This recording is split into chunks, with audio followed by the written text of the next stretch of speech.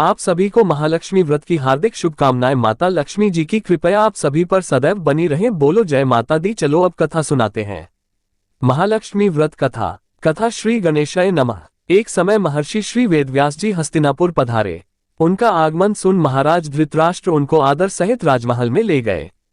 स्वर्ण सिंहासन पर विराजमान कर चरणोदक ले उनका पूजन किया। श्री व्यास जी से माता कुंती तथा गांधारी ने हाथ जोड़कर प्रश्न किया, हे महामुने, आप त्रिकालदर्शी हैं, अतः आपसे हमारी प्रार्थना है कि आप हमको कोई ऐसा सरल व्रत तथा पूजन बताएं जिससे हमारा राज्यलक्ष्मी, सुख संपत्ति, पुत्र पौत्रादि व परिवार सुखी रहें। इतना सुन श्री वेद व्यास जी कहने लगे, हम एक ऐसे व्रत का पूजन व वर्णन कहते हैं जिससे सदा लक्ष्मी जी का निवास होकर सुख समृद्धि की वृद्धि होती है। ये श्री महालक्ष्मी जी का व्रत है जिसे प्रतिवर्ष आश्विन कृष्ण अष्टमी को विधिवत किया जाता है। हे महामुने, इस व्रत की विधि हमें विस्तार पूर्वक बताने की कृपा करें। तब व्यास जी बोले, हे देवी, यह व्रत भाद्रपद शुक्ल अष्टमी से प्रारंभ किया जाता है। इस दिन स्नान करके 16 सूत के धागों का डोरा बनाएं, उसमें 16 गांठ लगाएं, हल्दी से पीला करें। प्रतिदिन 16 दूब व 16 गेहूं डोरे को चढ़ाएं। आश्विन क्वांत कृष्ण अष्टमी के दिन उपवास रखकर मिट्टी के हाथी पर श्री महालक्ष्मी जी की प्रतिमा स्थापित कर विधिपूर्वक पूजन करें। इस प्रकार श्रद्धा भक्ति सहित महालक्ष्मी जी का व्रत पूजन करने से आप लोगों की राज्यलक्ष्मी में सदा अभिवृद्धि होती रहेगी। इस प्रकार व्रत का विधान बताकर श्री वेदव्यास जी अपने आश्रम को प्रस्थान कर गए। इधर समयानुसार भाद्रपद शुक्ल अष्टमी से गांधारी तथा कुंती अपने अपने महलों में नगर की स्त्रियों सहित व्रत का आरंभ करने लगी। इस प्रकार 15 दिन बीत गए। 16वें दिन आश्विन कृष्ण अष्टमी के दिन गांधारी ने नगर की सभी प्रतिष्ठित महिलाओं को पूजन के लिए अपने महल में बुलवा लिया। माता कुंती के यहाँ कोई भी महिला पूजन के लिए नहीं आई। साथ ही माता कुंती को भी गांधारी ने नहीं बुलाया। ऐसा करने से माता कुंती ने अपना बड़ा अपमान समझा। उन्होंने पूजन की कोई तैयारी नहीं की एवं उदास होकर बैठ गईं। जब पांचों पांडव युधिष्ठिर, अर्जुन, भीम, नकुल और सहदेव महल में आए तो कुंती को उदास देखकर पूछा, हे माता, आप इस प्रकार उदास क्यों हैं? आपने पूजन की तैयारी क्यों नहीं की? तब माता कुंती ने कहा, हे पुत्र, आज महालक्ष्मी जी के व्रत का उत्सव गांधारी के महल में मनाया जा रहा है।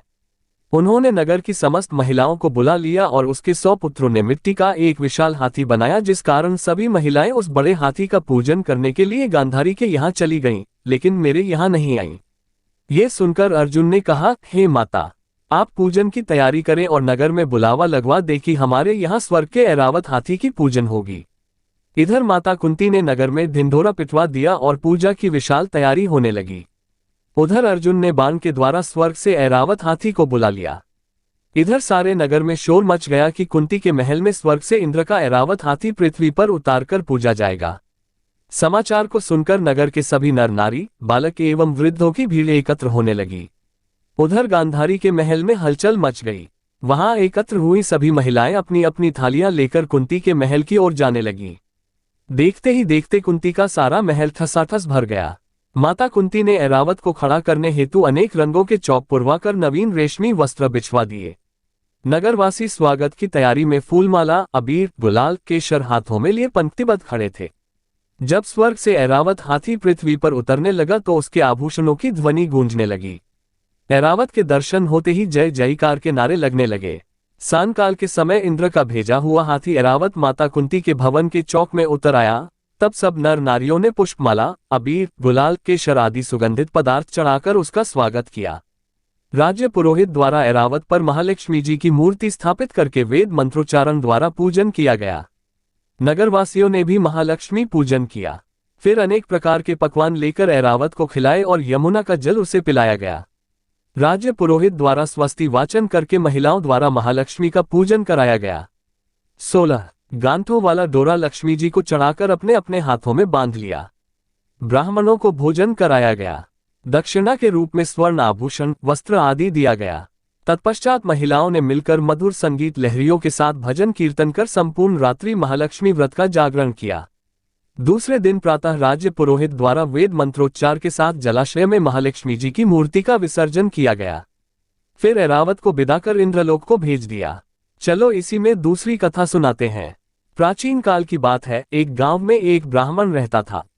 वह ब्राह्मण नियमानुसार भगवान विष्णु का पूजन प्रतिदिन करता था।